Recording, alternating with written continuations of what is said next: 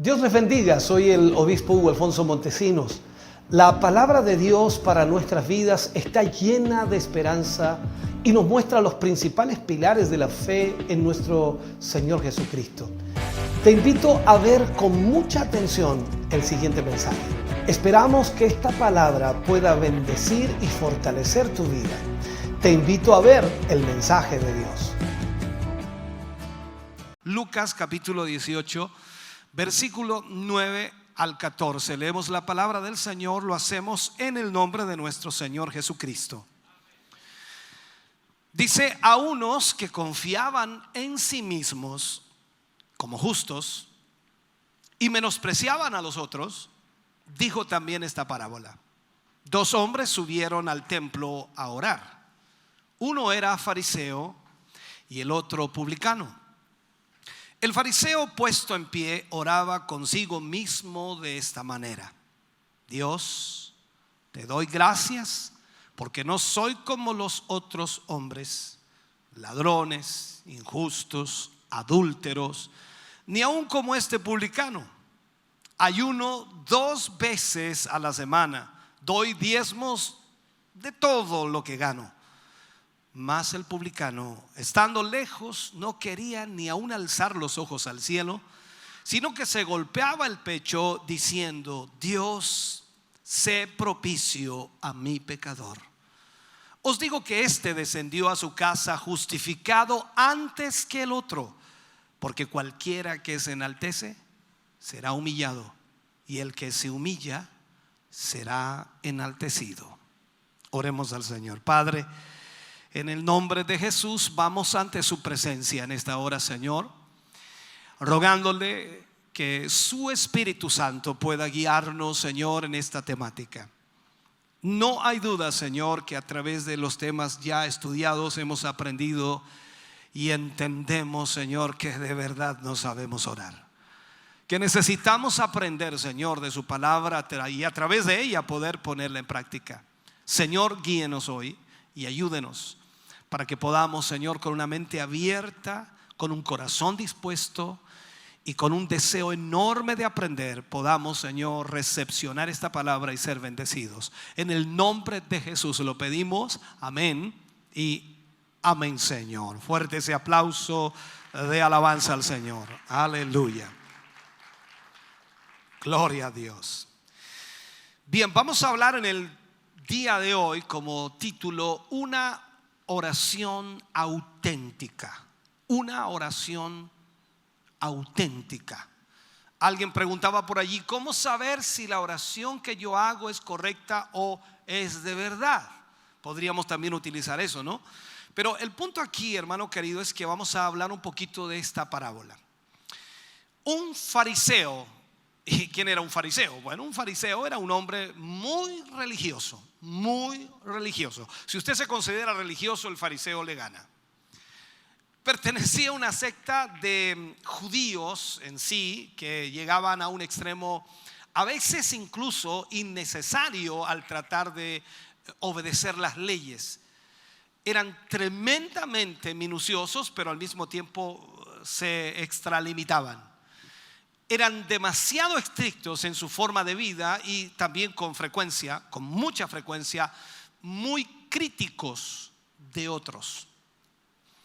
Los publicanos, por otra parte, mirando estos dos personajes, eran considerados hombres inmorales.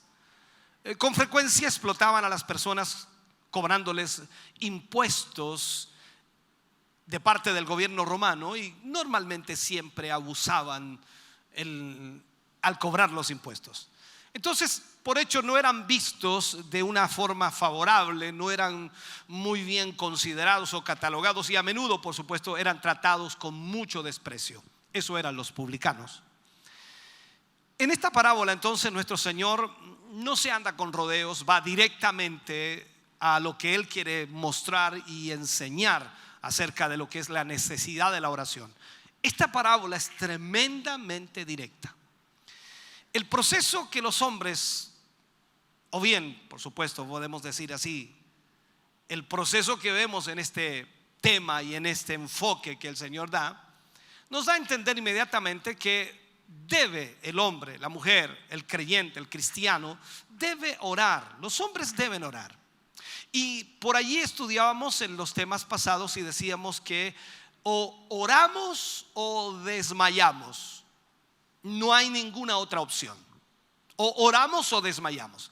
Si estamos orando, entonces no desfalleceremos, porque la oración será nuestra fuerza, nuestro sustento, porque estamos ligados a la presencia de Dios y Él nos va a fortalecer.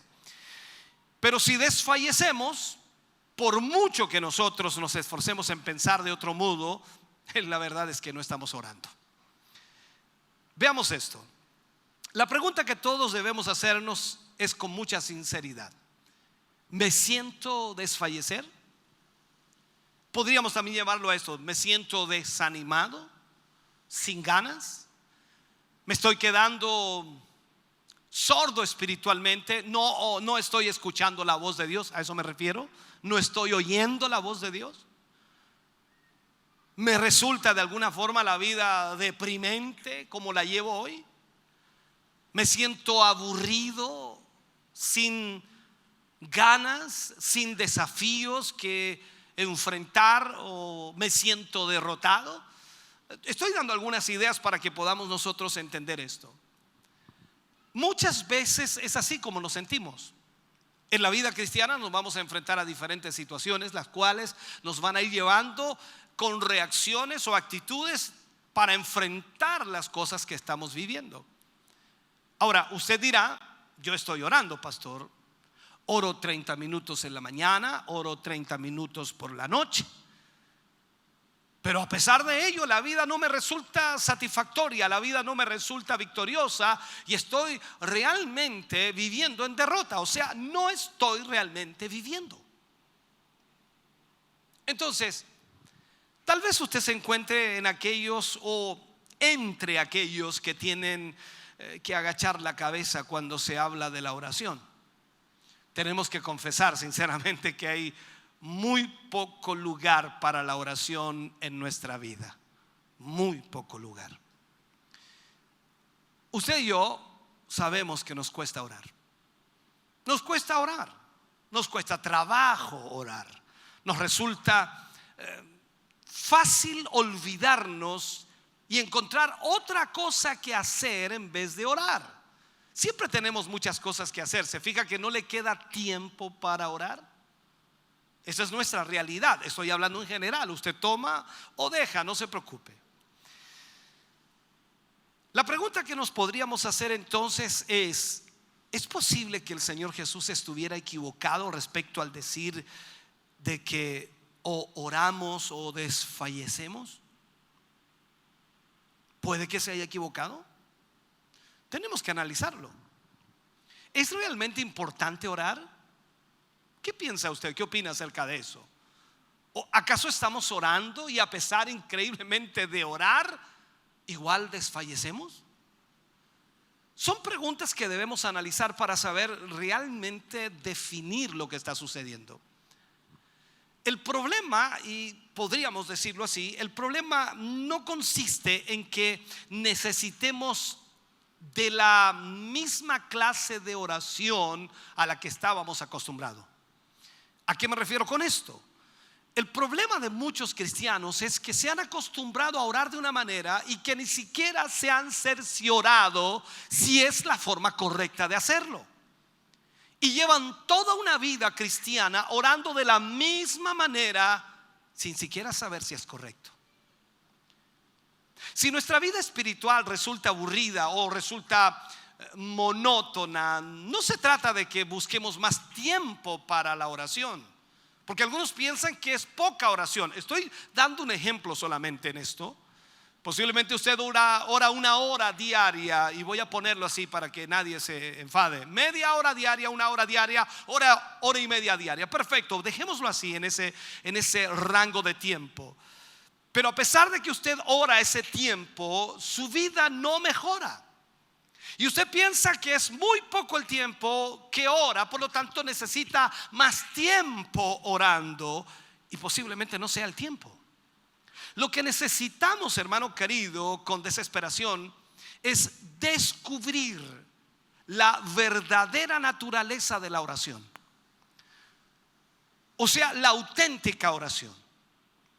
No es algo difícil, sino es algo que debe salir naturalmente, algo que debe fluir naturalmente, algo instintivo que brota con facilidad de nuestro interior. Recuerde que en uno de los temas que dábamos las semanas pasadas, yo les decía que el Señor Jesús tenía un tiempo de oración por las noches. A Jesús no se le veía orando durante el día, sino Él oraba en la noche. Pero cuando Él oraba en el día, las veces que se le vio orar eran oraciones tan pequeñas, tan insignificantes, podríamos decirlo así, para una vida cristiana o para una vida religiosa, tan insignificante como por ejemplo cuando se paró frente a la tumba de Lázaro y dice: Padre, te doy gracias porque tú siempre me oyes, pero lo dije a causa de los que están escuchando. Y luego dice: Lázaro, sal fuera. Y dice: ¿y salió el muerto? O sea, si nosotros hiciéramos una oración así, diría: oh, ¿cuántos muertos resucitaríamos? El problema es que Él tenía una vida de oración y no necesitaba hacer alarde de esa vida de oración cuando Él oraba en público. Trataré de explicarle esto. Jesús dice que esta clase de oración es la clave del poder y la gloria de Dios.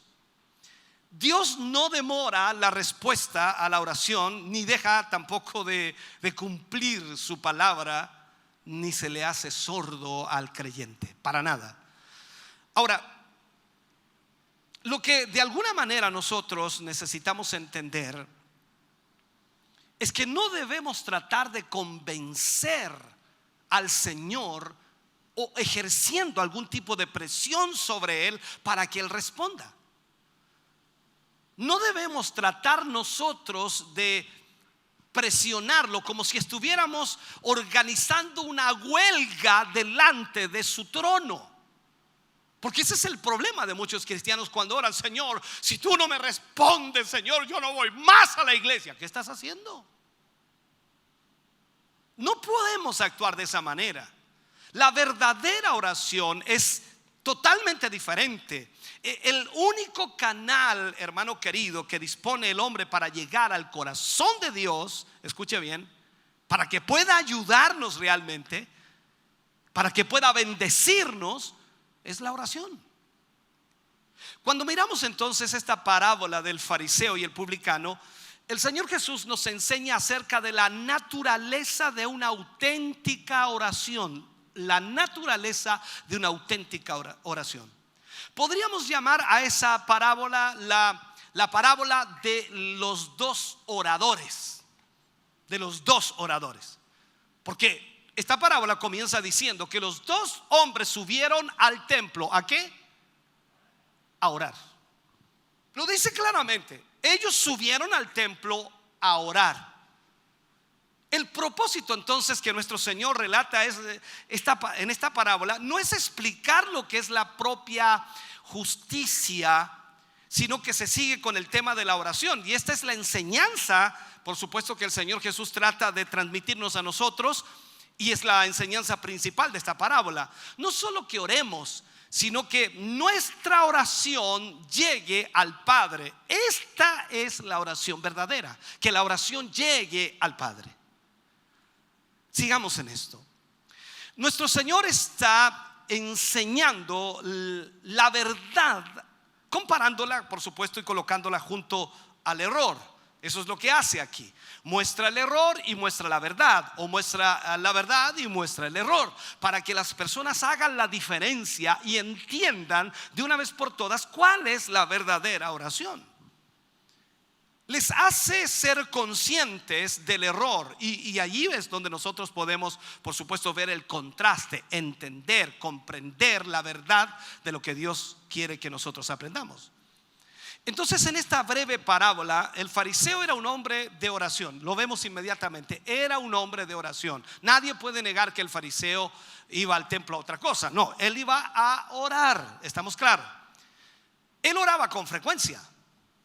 Oraba meticulosamente, sin jamás pasar por alto la oración. O sea, era un hombre disciplinado en la oración. A eso me refiero. era fiel en su oración, pero su oración era completamente equivocada. Y aquí es donde debemos aprender. Usted puede pasar toda la vida orando y puede pasar toda la vida orando una oración equivocada. Pensemos en esto. Al contemplar entonces el relato que aparece en el libro de Lucas, vemos este retrato de dos personajes. Entonces aquí el Señor lo que quiere mostrarnos es las lecciones para que nosotros corrijamos nuestro error. No le voy a pedir que usted se compare con uno o con otro antes de enseñarle. Creo que será fácil después de que terminemos el tema de saber en qué posición estamos. No le voy a decir que usted es un fariseo o es un publicano, porque creo que en realidad en los dos casos se sentirá mal. Me dijo fariseo y esos son hipócritas y yo no soy ningún hipócrita. Después me dijo publicano y esos son ladrones y sinvergüenzas. Entonces, ¿cómo se le ocurre compararme con eso? Mejor estudiemos y veamos primero. Comencemos con el fariseo. La oración del fariseo.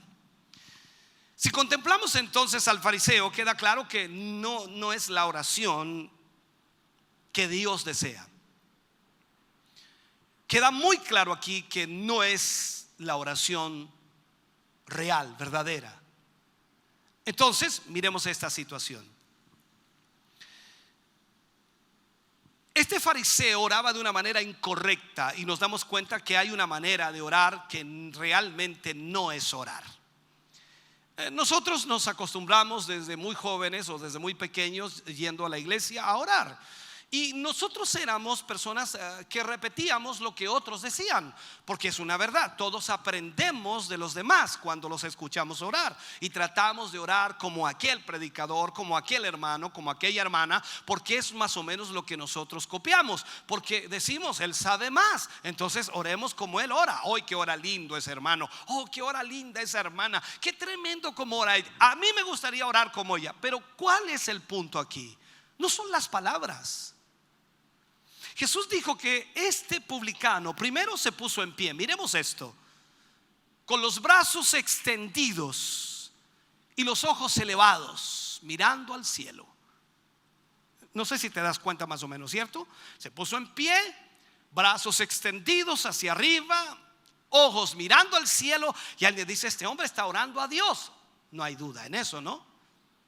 ¿Por qué? Porque entre los judíos esta era la postura ordenada para orar. Ellos no podían orar de cualquier manera, tenían que orar con buena postura, puesto en pie, brazos alzados, ojos mirando al cielo. Eso es lo que tenían que hacer. Pero dice Jesús que oraba, y esto es importante, ahí lo dice, que oraba consigo mismo. Oraba consigo mismo de esa manera. O sea, no estaba orando a Dios, estaba orando consigo mismo, estaba hablando consigo mismo.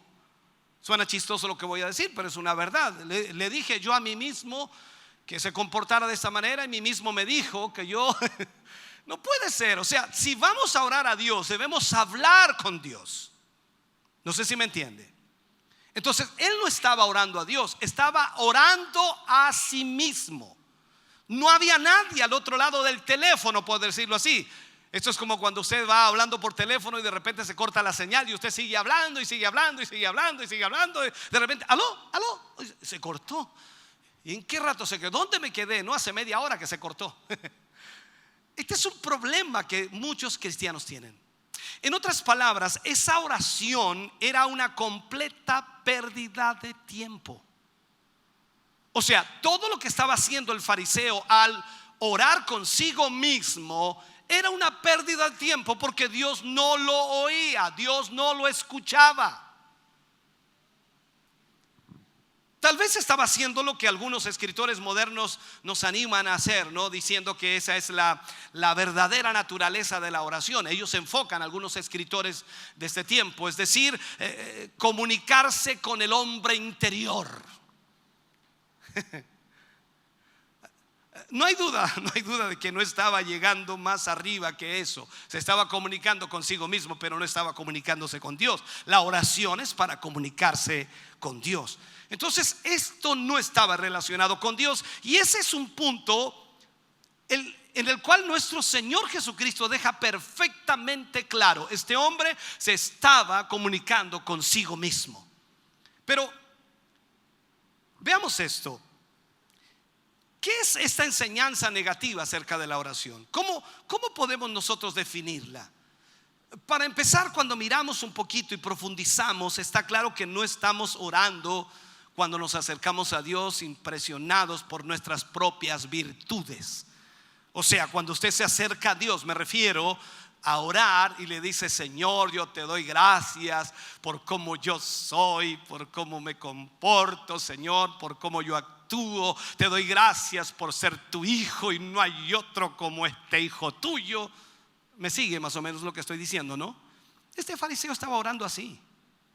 Este hombre se puso de pie y oró y decía en el libro de Lucas 18:11, mire lo que decía: el fariseo puesto en pie oraba consigo mismo de esta manera: Dios, decía, te doy gracias porque no soy como los otros hombres. Sígame por favor. ¿Y qué dice después? Sigue diciendo: ladrones, injustos, adúlteros, ni aun como este publicano. Ahora, no cabe duda de que se sentía positivamente impresionado por lo que consideraba que era su derecho para atraer la atención de Dios. O sea, él pone su currículum frente a Dios diciéndole: Señor, tú tienes que escucharme porque mira quién te está hablando.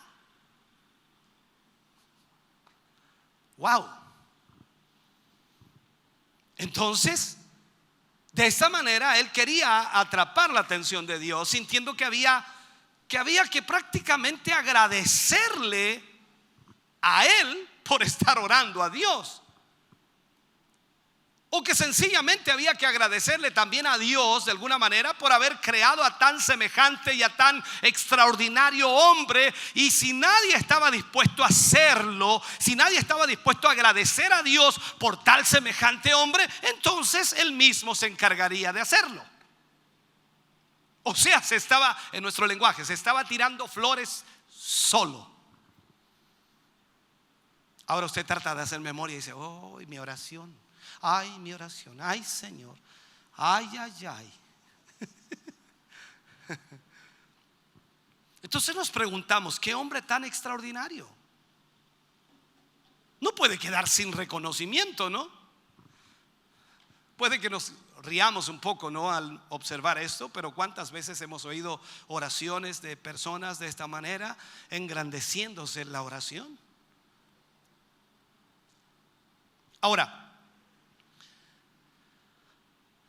nosotros muchas veces reflejamos la misma postura de este fariseo, tratando de hacerle ver a Dios quiénes somos, como si él no lo supiera, y diciéndole: Señor, yo te doy gracias por haberme salvado, pero desde el día que tú me salvaste, tú sabes, Señor, yo te he sido fiel como ningún otro. ¿Aló? ¿Me sigue? Está buena la oración, ¿no? O sea, trato de hacerle ver esto.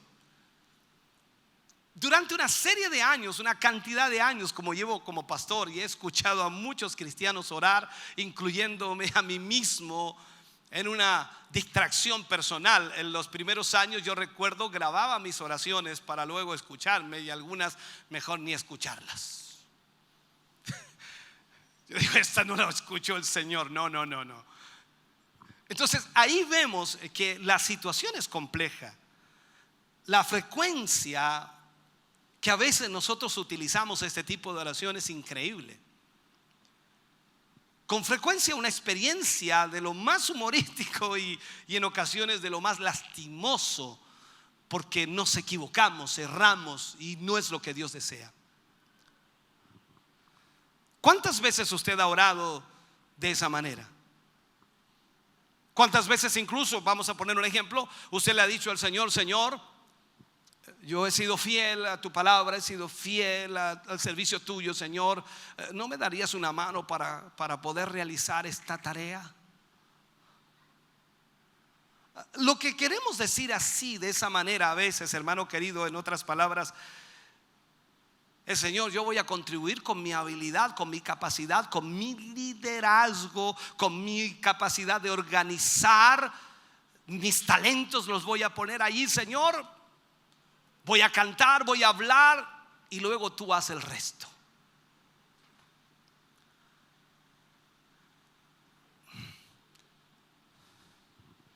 Es como decirle al Señor: Señor, ¿por qué no haces la magia necesaria? ¿Por qué no usas el Espíritu Santo, Señor, para que tú y yo juntos podamos obtener el gran éxito? En otras palabras, al orar muchas veces aplicamos la filosofía: yo haré lo mejor que pueda, y dejaré que Dios se ocupe del resto. Pareciera muy lógico, pareciera muy real, ¿no? Pareciera adecuado. Pero sabe, hermano querido, estamos excluyendo al Señor. Es como decirle: yo lo puedo hacer todo por mí mismo, pero tú puedes contribuir en una parte, tú te encargas del resto. ¿Sabe? La verdad pura y sencilla es que no poseemos virtudes propias. Usted lo sabe. Usted y yo tenemos virtudes, pero no son propias, no son nuestras, le pertenecen al Señor.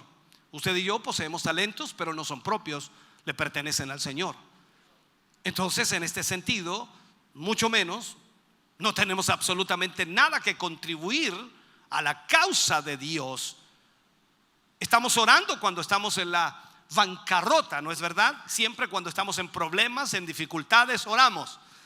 Las semanas pasadas, cuando hablábamos de ese tema, decía: ¿cuándo ora usted? Cuando tiene problemas, cuando tiene dificultades, cuando está enfermo, cuando hay alguna situación difícil. Ahí usted ora, ahí se acuerda de orar.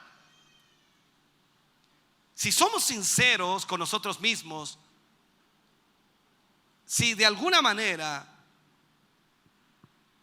olvidando que esos mismos talentos con los cuales nos identificamos, esas habilidades para el liderazgo, para hablar o para cantar, no son otra cosa que dones que nos han sido concedidos por Dios para utilizarlos en la obra de Dios. O sea, cuando usted utiliza un don de Dios, usted no puede pedirle al Señor que le reembolse algo, porque en realidad no ha hecho nada suyo, lo que ha utilizado es de Dios.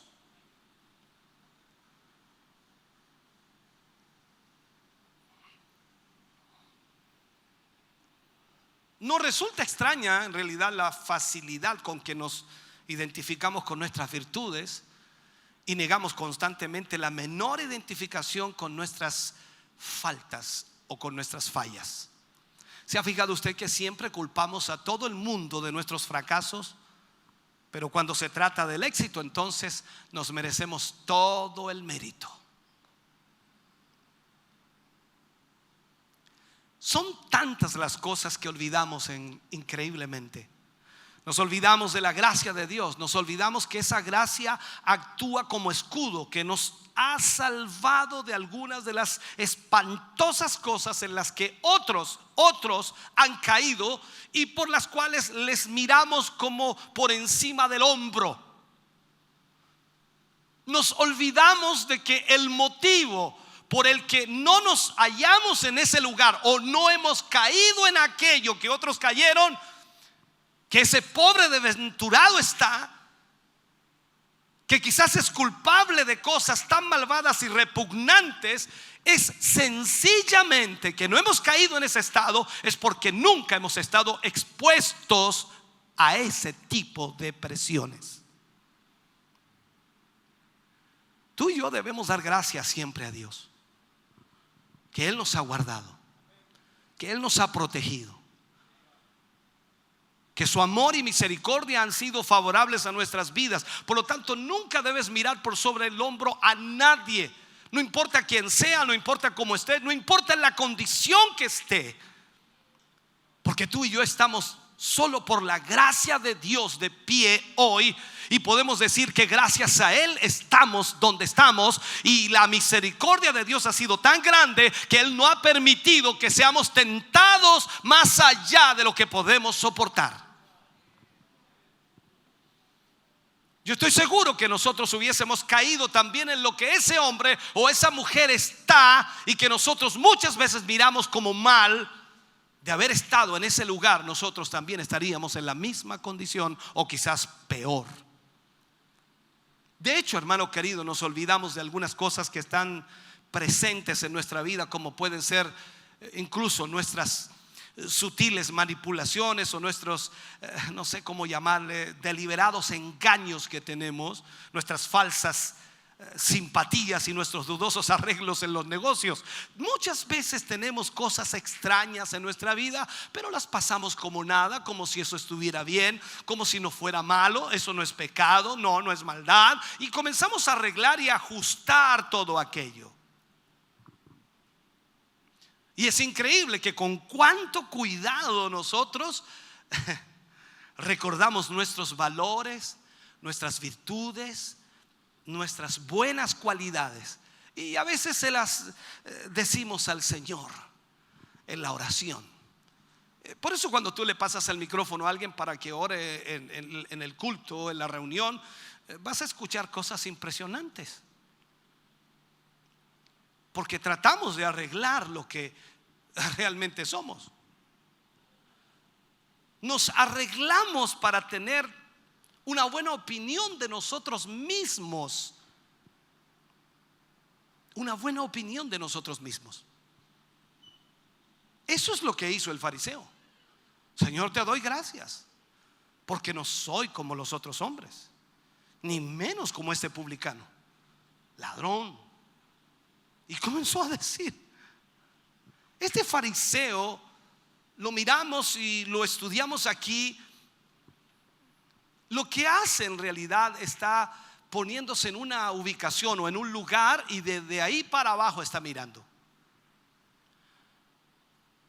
El fariseo estaba en pie y vio, por supuesto, con el rabo del ojo, vio que el fariseo, o sea, el publicano, estaba atrás, ese recaudador de contribuciones, y de inmediato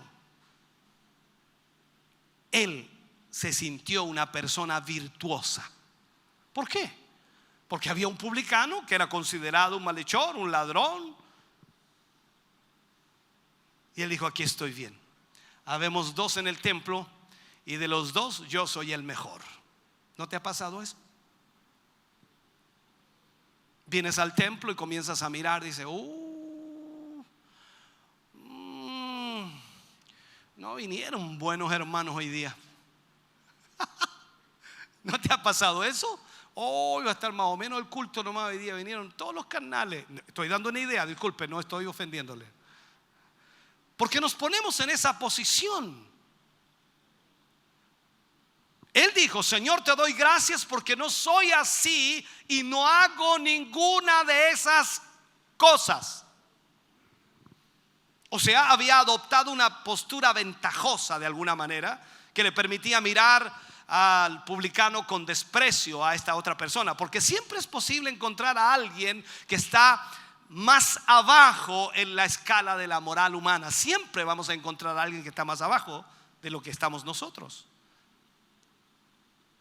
Y ahí pareciera que nosotros somos tremendos, ¿no? Y a veces incluso hallamos un gran consuelo en esas personas en nuestro corazón, porque cuando encontramos personas que están peores espiritualmente que nosotros nos sentimos un ángel. No estoy tan mal, dice el hermano. No estoy tan mal, no. Yo creía que estaba mal, pastor, pero sabe, el otro día me encontré con fulano, ese sí que está mal. ¿No te ha pasado eso? Si quiere participa, puede sonreírse también. Entonces miremos esto. Eso nos causa de alguna manera esa, como dije, ese consuelo en nuestro corazón. Y quizás por eso sea, hermano querido, que nos encanta averiguar la reputación de las otras personas Y de alguna manera nosotros tratamos de ver, de averiguar qué está pasando allí con esa persona. Y nos metemos en los deliciosos chismes sobre una vida deteriorada. ¿Te acuerdas de fulano? Sí, dice, no, está mal. Pero si era tan espiritual, no, era pura espuma. No, es un carnal como cualquiera. No, olvídate, no, era pura espuma. Ay, Dios mío, dice el hermano, uno ve caras pero no corazones. Y empezamos, y a pesar de que decimos eso que pareciera muy honesto, en realidad nos causa a nosotros consuelo. No estamos tan mal. Eso hace que nos sintamos superiores a las otras personas. Nos deleita el criticar a otros porque nos hace sentirnos más virtuosos. Y esta es la terrible situación que nos presenta Jesús describiendo a este fariseo. Dice que cuando oramos, adoptando por supuesto esa postura, cuando nos acercamos a Dios desde ese nivel, cosa que hacemos con mucha frecuencia, estamos orando con nosotros mismos. Con nosotros mismos. No existe una oración auténtica y nuestras piadosas palabras, nuestras frases perfectamente pronunciadas, no tienen el más mínimo valor delante de Dios por la postura que hemos tomado. El fariseo dijo que ayunaba 2 veces por semana. Usted lo ha leído, ¿no?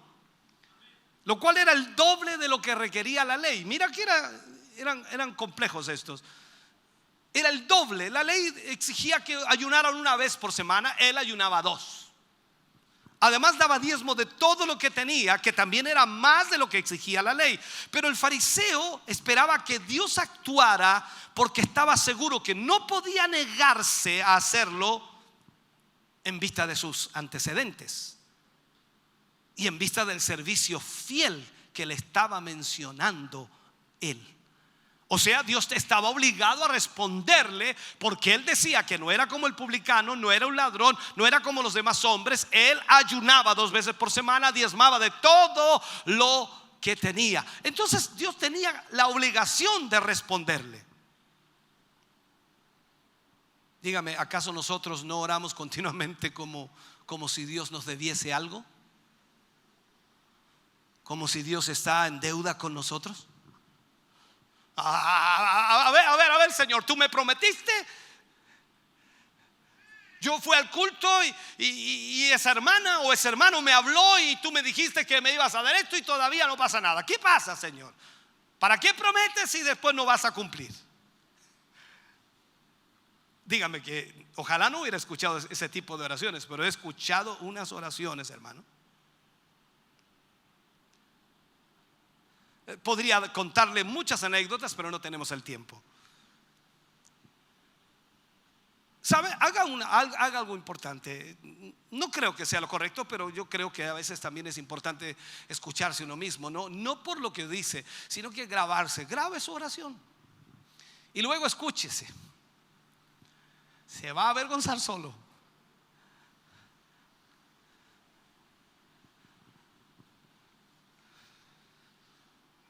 Muchos oran y dicen: Señor, llevo 10 años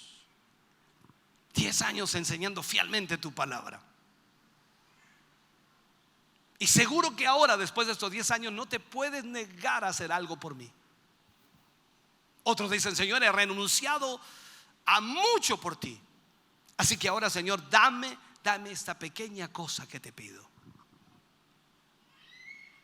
Ahora es evidente, hermano, que todavía queda mucho fariseísmo en nosotros. Hablo de esta actitud del fariseo frente a Dios. Alguien dirá: ¿acaso no dice la palabra del Señor que Dios no es injusto para olvidarse de nuestra obra de amor? O sea, Dios va a bendecirnos si nosotros le servimos. Dice: nada de lo que hagas por la obra de Dios quedará sin recompensa. Entonces sí, pero Él es el que recompensa, no cuando tú le pides, no cuando tú le exiges, no cuando tú lo tratas de manipular, o no cuando tú le quieres hacer un paro religioso, por decirlo así. Ese: no voy más a la iglesia, Señor, hasta que me respondas. Me acuerdo de tantas cosas, Dios mío. Ahora, si nos acercamos a Dios defendiendo esa idea, ese pensamiento, hemos malinterpretado la naturaleza de la oración y no hemos entendido cuál es la clave del poder de Dios. No entendemos nada. La pregunta sería: ¿hay recompensas para los creyentes? Claro que sí, pero no necesariamente aquí abajo. Las recompensas aquí abajo tienen que ver con el fortalecimiento de la vida interior, no de la vida exterior. Las recompensas espirituales son las que Dios nos quiere dar en este lugar, el reino de Dios en nuestro corazón. Que seamos fortalecidos en nuestra vida, en el hombre interior, como Pablo también escribió, no en lo exterior. El problema es que la iglesia se ha centrado solamente en las recompensas exteriores. Voy a ir al culto este domingo, me voy a levantar temprano y yo espero que en la semana el Señor me bendiga. Entonces uno le pregunta, dice: ¿y en qué quieres que te bendiga? Con un nuevo trabajo. No ha entendido nada. O sea, ¿no le puedo pedir un trabajo al Señor? Sí le puedes pedir, el que te lo dé es otra cosa. Esa es la realidad. Cuando tú y yo debemos entender eso, entonces debemos siempre considerarnos como siervos que nada merecemos. Esta es la posición que debemos tener. ¿Merece usted algo de parte de Dios? ¿Merezco yo algo de parte de Dios? ¿Dios tiene deudas conmigo? ¿Dios tiene que obligadamente darme algo porque yo lo pido?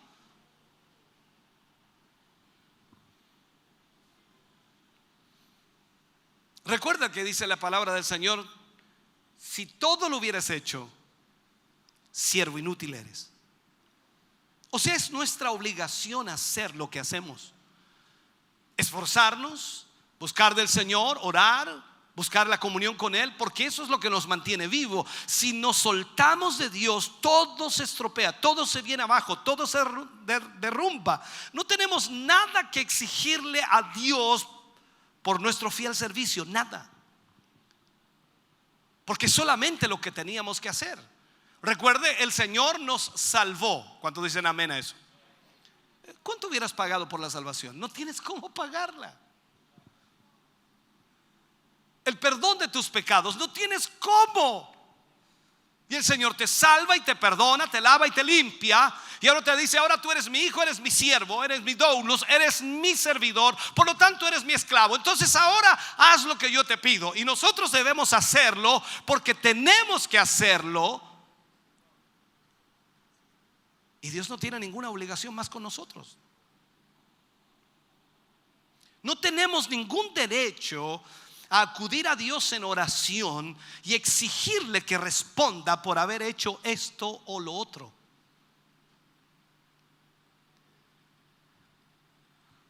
No podemos. Jesús dice que cuando un hombre acude y le presenta una lista de sus logros a Dios, no está realmente orando.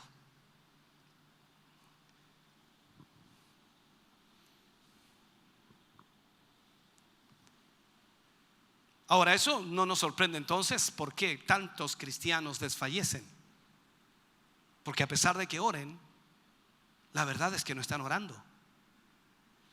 Es posible que después de haber estado años enteros orando, tengamos que darnos cuenta que hemos perdido nuestro tiempo. Y alguien dice: pero pastor, ¿y qué culpa tengo yo si yo no sabía orar? La palabra tiene la forma, la manera. Y nosotros tenemos la obligación de conocer la palabra y saber cómo debemos orar. Esa es la oración del fariseo. Así oró el fariseo. Y muchas veces nosotros oramos como ese fariseo, exigiéndole a Dios algo que ni siquiera merecemos.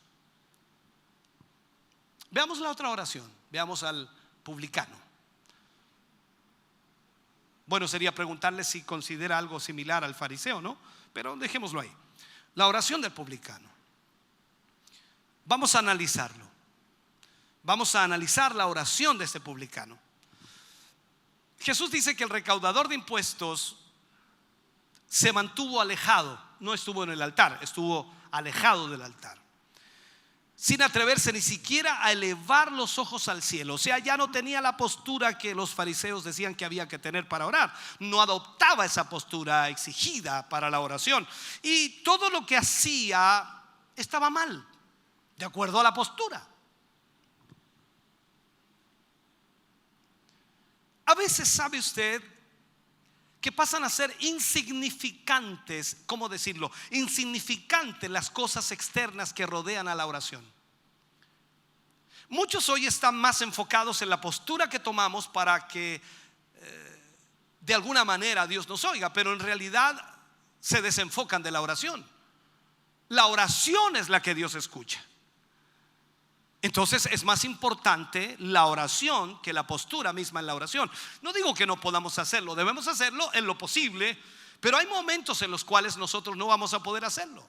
Y muchos hoy día pelean enseñando que la manera correcta de orar del hombre es de rodillas. Otros dicen que es de pie, otros dicen que es con los brazos extendidos, otros es mirando los ojos al cielo. En fin, de una u otra manera ellos tienen que tener una postura. Otros dicen que hay que orar con los ojos muy cerrados y la cabeza inclinada en contrición. Pero ¿cuántas veces has estado en una posición que pareciera no es la correcta? Y justo allí hiciste una oración y Dios te escuchó de arriba. Hay ejemplos en la Biblia, muchos ejemplos. Mirando a un rey, no recuerdo cómo se llamaba, Ezequías se llamaba, el rey que visitó Isaías, y que Dios le vino a decir: arregla tu casa porque de cierto morirás. Y él estaba en cama y dice que se dio vuelta para el rincón, ya sea para ese lado o para el otro, pero para qué lado fue, no se preocupe. Se dio vuelta al rincón y oró y habló con Dios. Isaías iba camino ya, se había ido, había entregado el mensaje y Dios le dice: vuélvete y dile a mi siervo que le añado 15 años más de vida. Por esa oración, y lo hizo acostado. O sea, tú puedes ir a la palabra de Dios y vas a encontrar de mil maneras cómo se puede orar.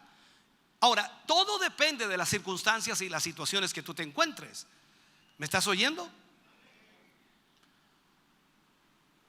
Y quizás hiciste una oración en una oportunidad en la posición más incorrecta posible. Ibas arriba de una micro agarrado de ese fierro ahí, y la micro para todos lados. Dice: Señor, te alabo, Dios mío, te bendigo. Y calladito ahí oraste. Increíblemente Dios te oyó en esa oración y te escuchó. Ya habías orado en la iglesia un montón de veces y no te había escuchado. Estabas cocinando y Dios te oyó. Estabas caminando, imagínate, y Dios te escuchó. ¿Qué hablar de Jonás cuando estaba en el vientre del pez? Seguramente Jonás se arrodilló en el pez, entre medio de todas esas algas y todos esos jugos gástricos en la ballena, dando vuelta para allá y para acá.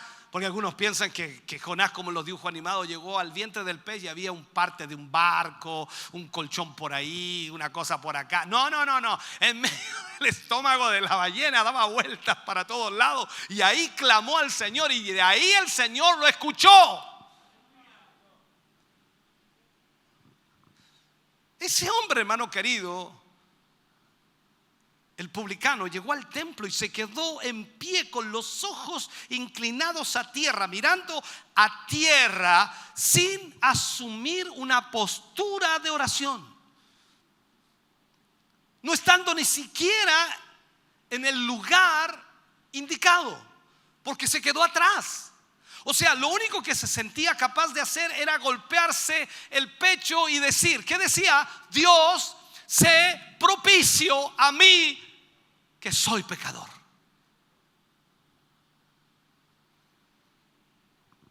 Una oración corta, pero a los ojos de Jesús es una auténtica oración. Cuando tú oras al Padre, cuando tú oras a Dios, hermano querido, debes hacerlo también de esa manera. Tú dices: no, es que yo soy un hijo de Dios, ya no tengo pecado. Somos pecadores.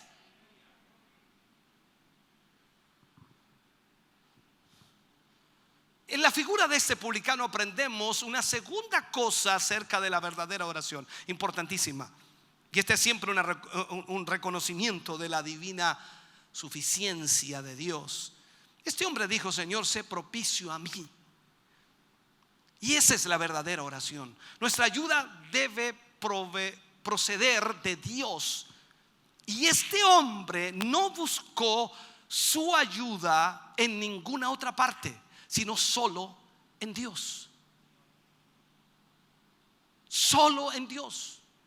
Él no dijo: Señor, tal vez ese fariseo que está allá adelante me puede ayudar. No. Lo que dijo fue: Dios, ten misericordia de mí. Consideraba que la misericordia de Dios estaba a su disposición, porque Jesús dijo que descendió a casa justificado. Mira. ¿Y cuál fue su oración? Tan breve, tan corta, palabras sencillas, pero de una verdad tremenda: sé propicio a mí, pecador. Ten misericordia de mí, que soy pecador. Fue transformado, fue diferente, fue sanado. Eso es lo que puedo decir. O sea, se apropió de lo que había dicho Dios y creyó en lo que Dios había dicho. Porque también consiste en eso la oración: creer en lo que la palabra de Dios dice. La oración es algo más que pedir, es tomar lo que Dios ha dicho. La oración es más que suplicar, es creer. La oración es más que las palabras pronunciadas, es la actitud que mantenemos al orar. ¿Cuántas veces usted en el día tiene una necesidad? Muchas veces en el día hay una necesidad, cualquier tipo de necesidad. Y sabe, hermano querido, ¿y cuántas veces al día quizás carece de algo? Hermano, ese es el número de veces que debe orar. Cada vez que usted sienta una necesidad en su vida, cada vez que usted sienta desfallecer, cada vez que se sienta débil, cada vez que sienta turbación, cada vez que sienta miedo, cada vez que sienta temores, cada vez que enfrente alguna dificultad, debe orar, porque ese es el momento en que Dios le está permitiendo, abriendo la puerta del cielo para decirle: aquí estoy, hijo, dime que te estoy oyendo.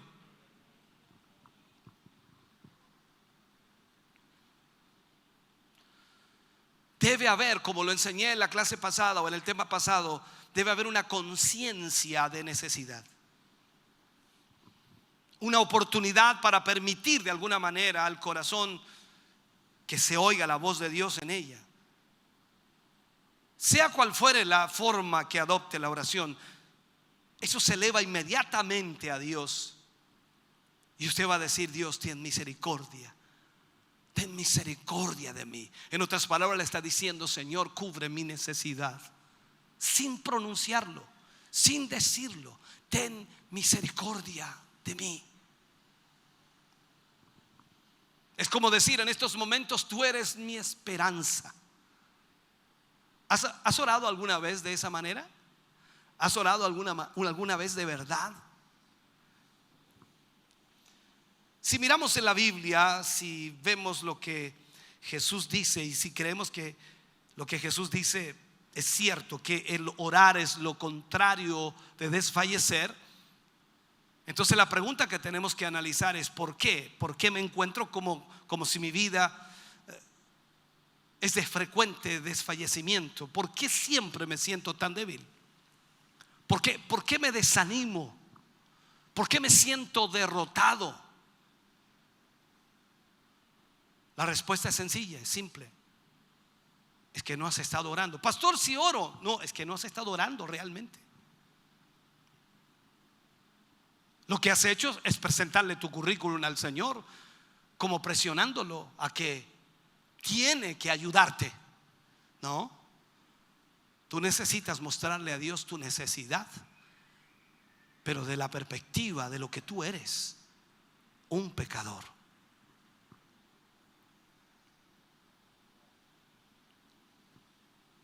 ¿Se ha dedicado usted alguna vez a una vida de oración en la que de alguna forma, a ver si lo puedo plantear, cada momento esté usted contando con que Dios va a suplir su necesidad?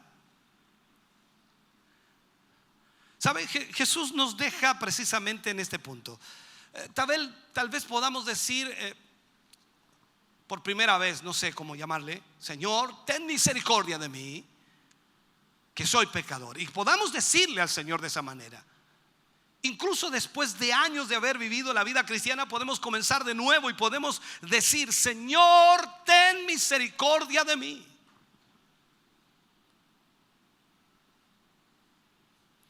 Lo que pasa es que muchas veces consideramos que como llevamos tanto tiempo en el Evangelio, llevamos tantos años, como hemos crecido, hemos aprendido algo, conocemos algo, entonces ya no necesitamos orar de esa manera. Nuestra oración tiene que ser diferente. Hermano querido, yo ya no estoy comenzando. Yo no soy el que entró allá por la puerta hace años atrás. Ahora no, ya pasé por todo el proceso y ahora yo soy un predicador, soy un ministro. Es que ahora yo soy poco más que arcángel y un ángel, entonces no puedo estar orando así.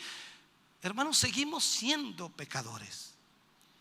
Si Jesús mismo se consideró pecador por estar sobre esta tierra, ¿cuánto más nosotros que nacimos en ella? Entonces veamos qué es lo que nos enseña este hombre acerca de la oración. Aquí es evidente que la verdadera oración, la auténtica, sea tomar conciencia de que tenemos una necesidad frente a la que nos hallamos impotentes, sin capacidad de solucionar o sin capacidad de arreglar.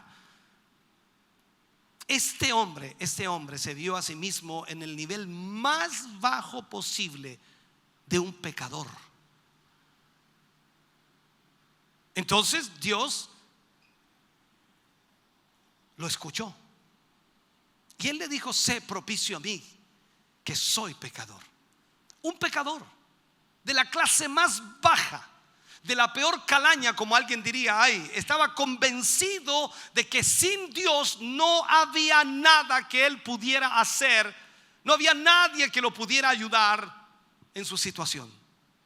Él dijo: soy un pecador, Señor, soy un pecador.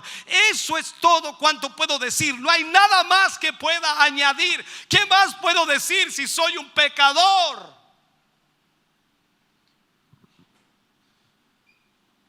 ¿No le sorprende a usted que este hombre no añada absolutamente nada más? O sea, nada que le conceda algún mérito, que diga por lo menos algo. Es que yo he ayudado a algunos pobres, es que yo le he cobrado menos a algunos, es que yo no cobro como los otros que están cobrando de más, es que yo trato de ayudar a la gente, yo no soy tan malo como piensan. No, él dice: sé propicio a mí, que soy pecador. Ni siquiera dice: soy un pecador arrepentido. Ni siquiera agrega eso.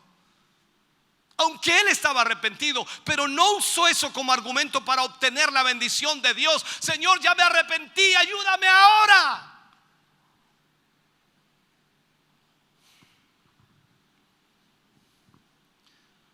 Sé propicio a mí, que soy un pecador.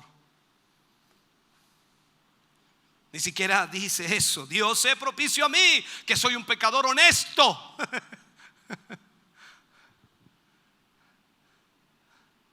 Aquí me tienes, Señor, dispuesto a contártelo todo. No dice eso.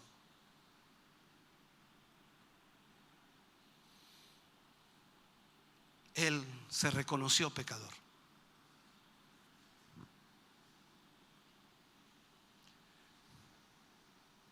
Ni siquiera, y esto es más grande todavía, ni siquiera le dijo: Señor, sé propicio a mí, que soy un pecador que ora.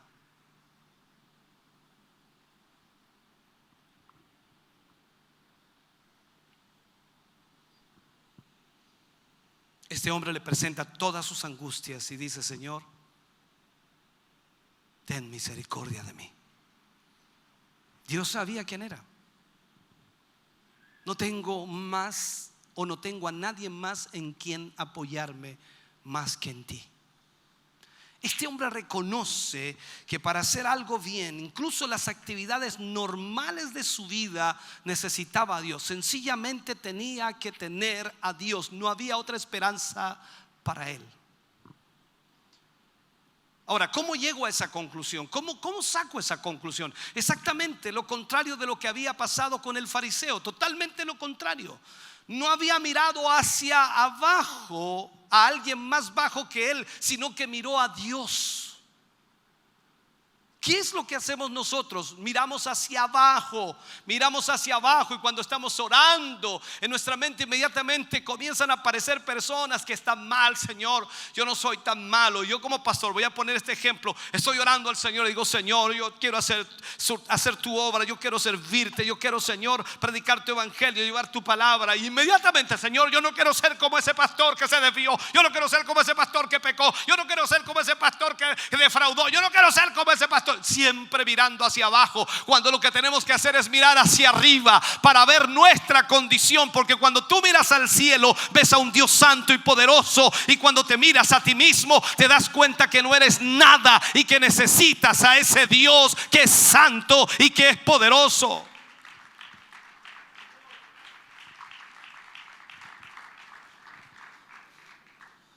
Ese hombre miró en dirección ascendente hacia Dios, no viendo a nadie más que a Dios, no oyendo nada aparte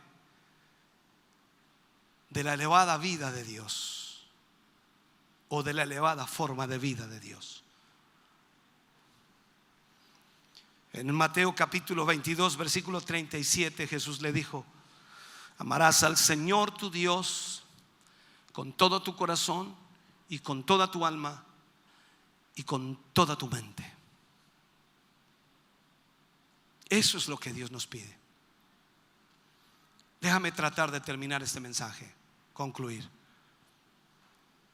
Sabes, hoy no existe respuesta a los terribles problemas creados por la delincuencia, por la inmoralidad, por la adicción a las drogas, por la homosexualidad, por todas esas poderosas fuerzas que enganchan y se apoderan de las vidas humanas, excepto el ponerse totalmente en las manos de Dios y decir: soy pecador, soy pecador.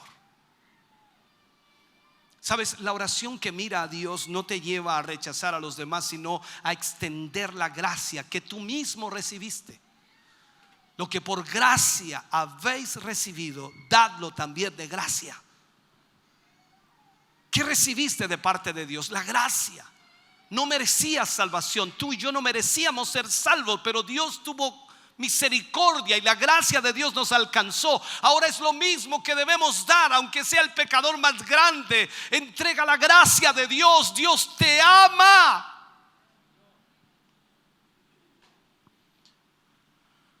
¿Sabes tú que el verdadero evangelio nos lleva a reconocer que todos deberíamos ser como el publicano en la reacción que tuvo ante Dios? Pero lo que más fácil nos sale es ser como el fariseo.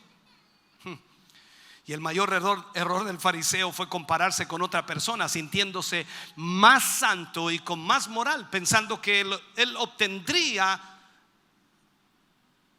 lo que pedía. Él pensaba que abstenerse de ciertas cosas era lo que le hacía justo delante de Dios. Y ese es nuestro problema. Pensamos que el abstenernos de ciertas cosas nos hace más santos que otros. Pero aún en esa manera de expresarse, escúchame bien, podemos notar un tono de orgullo, de vanagloria, soberbia, altivez, desprecio hacia su prójimo. Pecados que abundan en el corazón del ser humano hoy. Y en esta enseñanza el Señor Jesús está tratando con la experiencia de sentirse orgulloso por la justicia personal. Tú no eres justo, yo no soy justo. El único justo es Él. Y gracias a Él hoy estamos justificados ante el Padre. Pero eso no nos hace santos como el pensamiento generalizado. Seguimos estando sobre esta tierra, y mientras estemos sobre ella el pecado nos asedia y podemos fallar, podemos pecar. Por eso la palabra dice: hijitos míos, si alguno hubiere pecado, abogado tenéis para con el Padre, Jesucristo el Santo.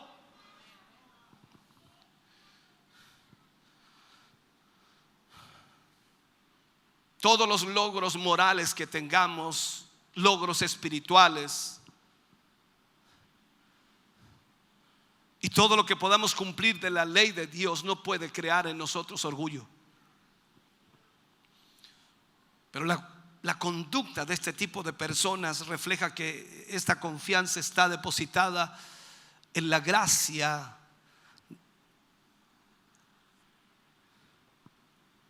de ellos mismos, no en la gracia de Dios. Ya no confían en la gracia de Dios que puede salvarnos y redimirnos, sino que confían en sus propios esfuerzos o méritos personales. Esta confianza personal los había llevado a despreciar a otros que, a diferencia de ellos, estaban cumpliendo con las exigencias de la ley. Tal vez ellos estaban contentos que hubiera este tipo de personas, para que así de alguna manera ellos pudieran sentirse mejor que ellos, o la gente pudiera reconocerlas como gente intachable. Por eso se paraban allí los fariseos en las calles y hacían sus largas oraciones, se vestían con filacterías y trataban de aparentar una religiosidad o una espiritualidad que realmente no tenían. Odiaban a las personas, ni hablar como odiaban a los pecadores. Nuestro error, nuestro gran error consiste, hermano querido, en la forma en que hemos definido el pecado. Pareciera que la lista cada día es más pequeña y consideramos solo adulterio, fornicación, violaciones, asesinatos y vamos a agregar narcotraficantes. Pareciera que todo lo demás no es pecado.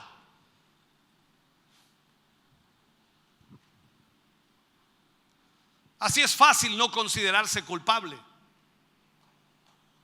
Se nos olvidan los borrachos, se nos olvidan los malos sentimientos, los celos, las contiendas, las iras.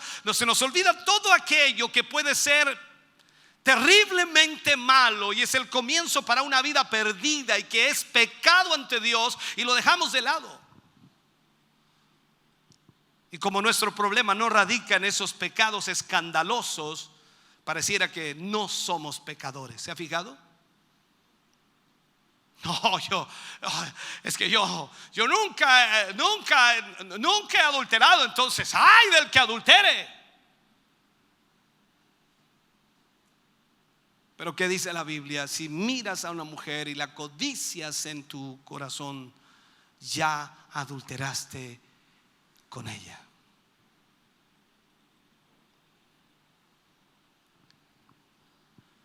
Entonces, cuando tú vas a la presencia de Dios y tratas de ponerle tu currículum al Señor, diciéndole: Señor, mira, hoy día fui a la iglesia, ¿me viste, Señor? Fui a la iglesia, canté, incluso estuve sentado todo el mensaje, no me moví, y aunque quería ir al baño, pero no, escuché.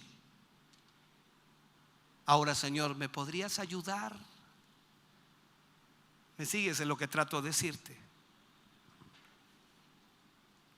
Entonces se nos olvida que somos pecadores. Así no perdemos el buen nombre que tenemos en la iglesia y ante los demás, porque pareciera que todos estamos tremendamente bien. Tú miras a los hermanos y dices: no, ese hermano, buen hermano, excelente hermano, no, excelente hermana, no hay nada que decir de ella, nada que sacarle. Pero ay, Dios mío, cuando tú sabes cómo se comporta en casa, cómo es su actitud, cómo es su forma de ser, cómo trata a sus seres queridos, cómo trata a sus compañeros de trabajo, cómo es en su vocabulario, no sabes lo que hace a escondidas, no sabes lo que está bebiendo, no sabes lo que está fumando, no sabes lo que está haciendo, y tú piensas que es un buen cristiano, pero en realidad tiene un problema serio, es un pecador como todos los demás.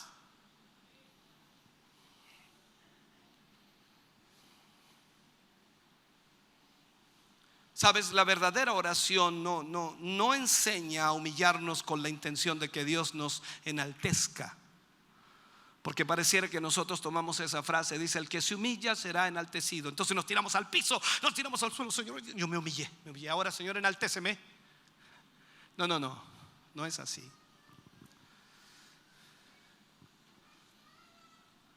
No es así.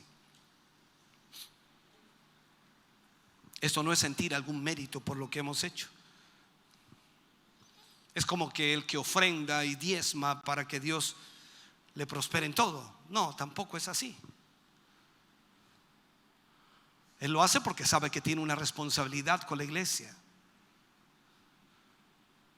No lo hace porque tiene la intención de recibir algún beneficio. Todo tiene que ver con el propósito por lo que hacemos las cosas. Dios es quien exige que cuando nos acerquemos a Él lo hagamos confiadamente, pero de la manera más sumisa y humilde, reconociendo primero que somos pecadores y sin Él no tenemos absolutamente nada, y que si somos verdaderos hijos de Dios, entonces tenemos que entender que nuestra posición es de siervos, de servidores, sujetos completamente a su soberanía y su voluntad. Dios quiere que entendamos que cuando vamos a Él debemos ir con un corazón contrito y humillado. De ahí viene la primera bienaventuranza: corazón contrito y humillado. No cuerpo, no rodillas, no cabeza, no ojos, no mirando al piso. Corazón contrito y humillado. Y para que un corazón se humille ante Dios, reconoce que es pecador.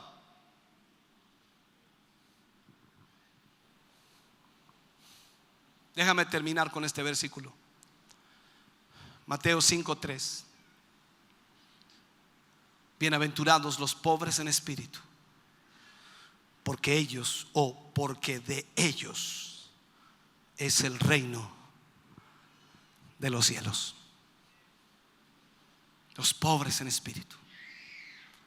Tú y yo necesitamos, hermano querido, aprender lo que es la verdadera oración y conocer realmente lo que necesitamos hacer. Este ejemplo de esta parábola, Jesús fue directo y puso los dos ejemplos: lo que no debemos hacer y lo que debemos hacer para ser oídos. Tú ya sabes que vamos a tener que actuar como el publicano en esa faceta, en esa área, y tendremos que reconocer que somos pecadores, no por decirlo, sino porque realmente lo somos. Y solo así seremos oídos por el Señor. Póngase de pie, por favor, en esta hora. Póngase de pie, vamos a orar a Dios. Aleluya. Bendito sea el nombre del Señor. Te damos gracias a ti, Señor. Te agradecemos por esta palabra y esta enseñanza que tú nos das en esta mañana o en esta tarde. Te damos gracias, Señor, por cada hermano y hermana que ha podido llegar hasta aquí. Cada uno de nosotros, Señor, hemos aprendido en esta hora lo que es la genuina oración. Cuánto tiempo perdido, cuánto tiempo, Señor, que hemos fallado y no hemos hecho lo correcto. Yo te pido, te ruego en esta hora, Señor, ayúdanos. Nuestro pecado está siempre delante de ti. No hay nada, Señor, que podamos esconder. No hay nada que podamos ocultar. Más que nuestras acciones, más que nuestros sentimientos, más que nuestras emociones, más que nuestros pensamientos, tú conoces toda nuestra vida. Señor, ten misericordia. Perdónanos, Señor. Y en esta hora, Señor, sé propicio a nosotros. Ayúdanos, oh Dios, a entender, ayúdanos a comprender y a hacer conforme a tu voluntad. Que tu Espíritu Santo, Señor, trate con nosotros hoy y que nos despierte a tu propósito, nos despierte a tu voluntad. Señor, yo te ruego en esta hora y momento que tu gracia divina, Señor, una vez más venga sobre nosotros. Bendice a este pueblo, ayúdales y ayúdame a mí, para que podamos, Señor, hacer tu voluntad y vivir conforme a tu propósito. En el nombre de Jesús lo pedimos, lo rogamos para tu gloria. Amén y amén, Señor. Estamos contentos de que hayas visto y escuchado este mensaje. Creo con todo mi corazón que Dios le ha bendecido. Quiero invitarles a suscribirse a mis redes sociales, donde tenemos contenido que le ayudará a alimentar su vida espiritual.